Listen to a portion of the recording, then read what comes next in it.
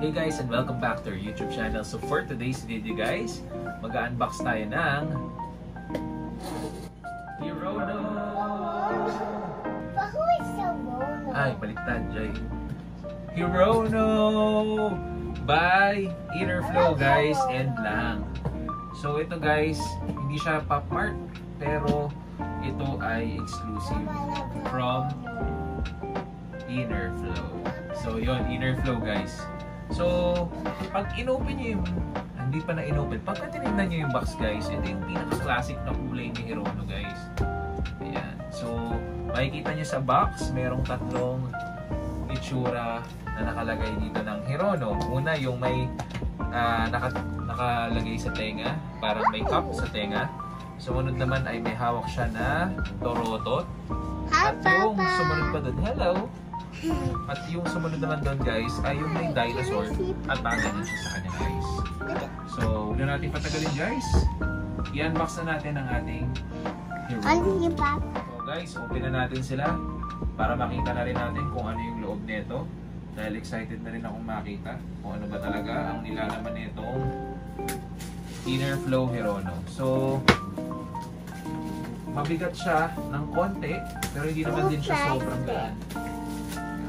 So, natanggal na natin agad. Yeah. Can you please be quiet?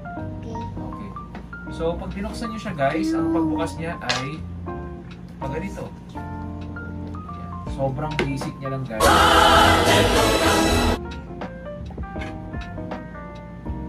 So, ito na nga siya guys. Pagka binuksan nyo, ang unang bubungan sa inyo ay ang kanyang authenticity card. Pero ano lang siya guys para lang siyang karton. Actually hindi siya karton para siyang style niya is ayan. Ang style niya ay parang kahoy. Tapos pagka inikot niyo siya guys, ito yung kabila. Okay? So, tanggalin na natin yung kanyang foam. Pagka tinanggal niyo guys, merong foam kasi itong bubungad sa inyo. Yan. So, unahin na natin yung ating, wala naman siyang mga special something or nakalagay na kahit ano. Ito lang makukuha nyo guys pag inopen nyo yung box. So, ayan guys, lagay na natin ito dito. So, unahin muna natin ang ating unang, wala siyang tape, kundi parang nakalagay lang siya sa plastic guys. So, ito yung pinaka-una.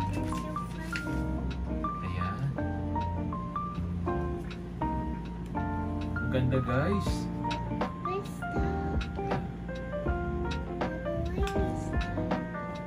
Parang siyang picture frame guys. Wala naman siyang amoy.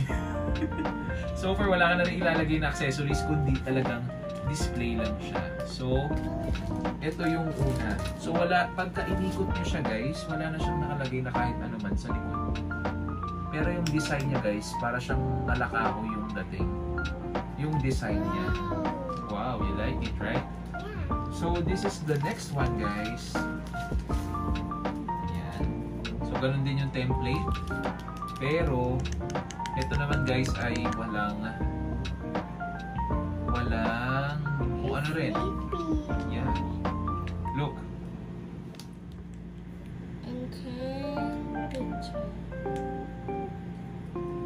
So, ito na yung second natin. At syempre, ito yung last natin, guys. Yan. So, ito yung itsura niya, guys.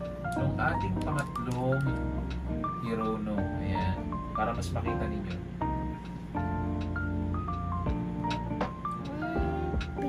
So, pagka dinisplay nyo to, guys, maganda to Pagka tinignan nyo, kasama ng mga figures ninyo na iba. Tapos ang nakalagay nyo guys sa likod, may nakasulat siya Ayan.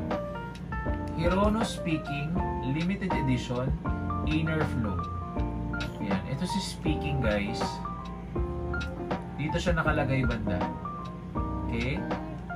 Tapos ito namang isa guys, yung nasa gitna.